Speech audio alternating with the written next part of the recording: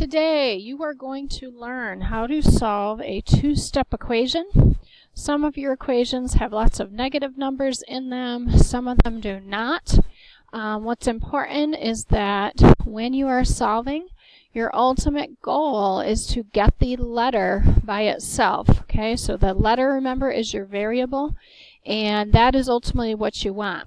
To do that, though, we do have two steps. So first, we must undo our addition or our subtraction, and that is easy to find. And then the second step is to undo our multiplying or our dividing, whichever it might be in that problem. So I'm just going to shorten this and make it fit better. So first, looking at your example, we have 2x, and in fact I'm going to copy that real quick and put it on the next page so that we have it and then we can actually see this better today. There you are. So again, with the first equation, it does have the letter x, which is what we're solving for. We want to get it by itself. We talked about one of the hints being that if you draw a locker, this locker helps you separate both sides of this equation, which, remember, equations are a lot like teeter-totters.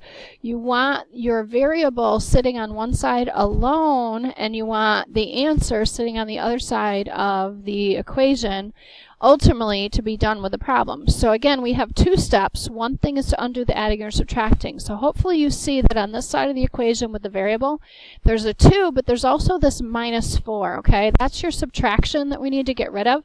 So we said you're always going to do opposite operations to undo. So we want to instead add 4 to both sides.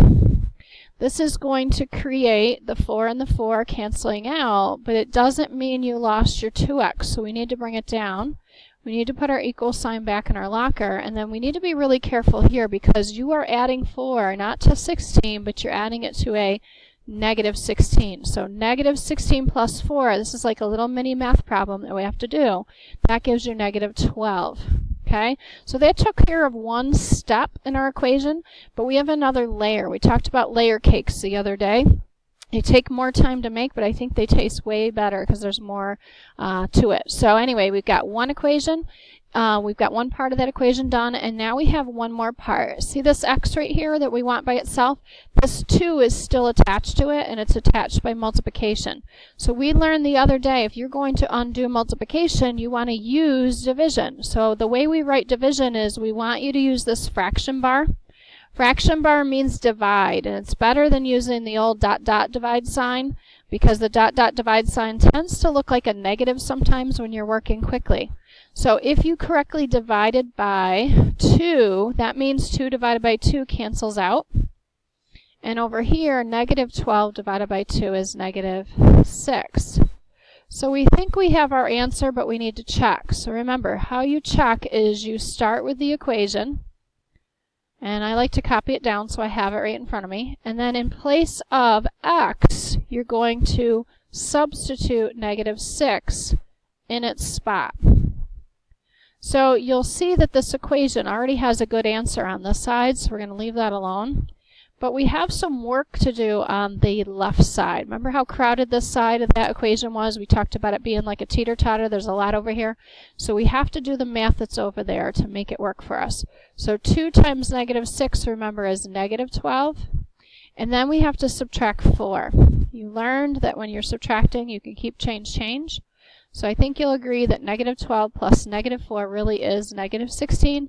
And guess what? We had a -16 on the other side. That tells us that we must have solved this equation correctly to get the correct answer of x equals -6. Next example, we have -3y is our variable, plus 9. So it's very crowded again on that side of the equation. And then we have an answer of 45 for the equation to be balanced. So your job, remember, is to get the variable by itself. We have a +9 that we're going to remove. So remember, he wants to kick that off, so we have to use math to do it. So we have to -9. And that makes it's gone. So we have -3y. I like the equal sign back in the locker, and then we have some math to do over here. So I think 45 minus 9 is 36, right? So then we got one layer of our equation done. We need to work on the other layer. The other layer says we have -3 still attached to our y, but this time it's attached by multiplication. We need to divide. Please make sure you're dividing by the -3. The number we want to get rid of is -3, so the only way this cancels is if you take -3 divided by itself, -3. So remember, a positive divided by a negative gives a negative answer. So 36 divided by 3 is 12. Let's make sure it looks like a 12 for you. There you go.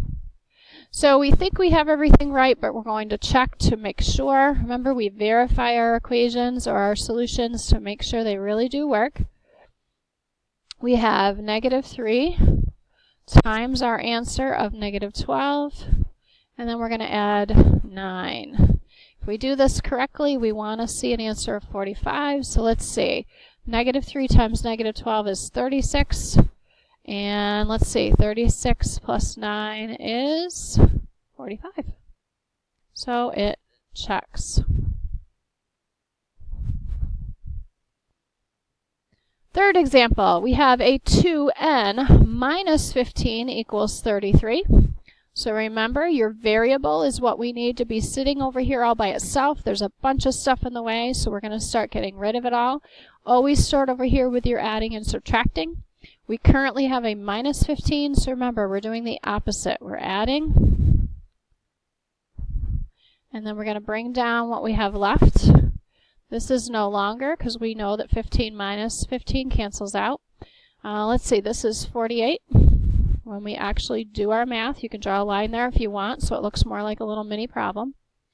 And then we still have a 2 attached to our n. I don't really want to know what 2n equals. I want to know what regular old n equals. So to get rid of this 2, remember it's attached by multiplication. To undo it, the inverse operation, remember, is divide. 2 divides by 2 and cancels out. We got n by itself like we wanted. 48 divided by 2 is 24. So again, to do our check, we make sure we write our original equation. We know exactly what we have, and we know exactly what we plug in. We just have a little bit of math to do. Remember, you can grab your calculator. You could type this all in if you wanted to in one step, and it would tell you, yep, that's 33. And we were looking to have 33, so it is balanced. That tells us that the n, the solution to our variable, is 24. Now guys, for the next one, I'd like you to draw the locker, and I'd like you to start the problem with me, but then I want you to hit the pause button on this video. And I want you to complete it on your own to see how you did. Then you can push play and check your answer. So remember, x is the variable. We have a bunch of things stuck to x that we need to go because we want the variable by itself. Here's where you're going to start the problem. So to get rid of a minus 14, make sure you start this out by adding 14 to both sides. So this is where you want to click pause, finish the problem on your own, and then click play to check it. Alright, so if you added 14, you realize that negative 18 plus 14 was negative 4. And then I bet you probably thought something was wrong, because in order to get rid of this 7 still attached to x, you did have to divide by 7, and this cancels out correctly.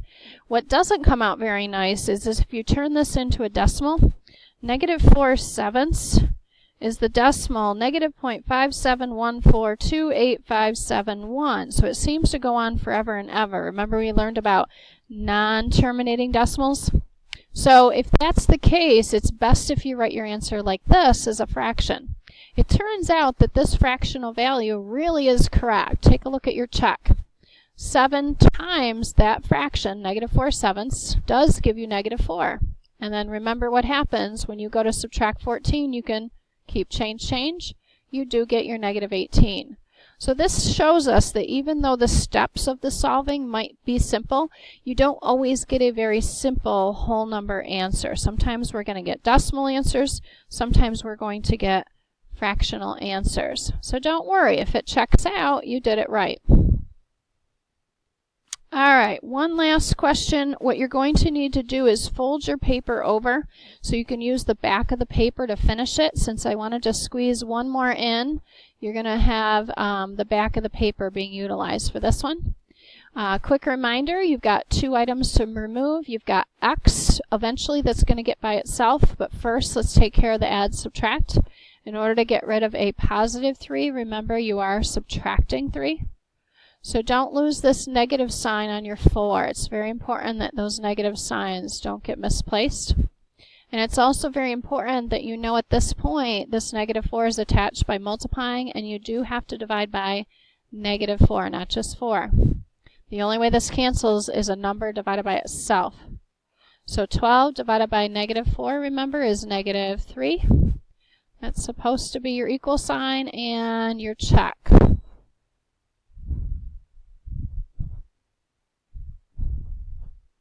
Negative 4 times negative 3, that's 12, and yep, when we add 3 to that, this whole thing gives us 15, and we were looking to get 15 because it's nice and balanced.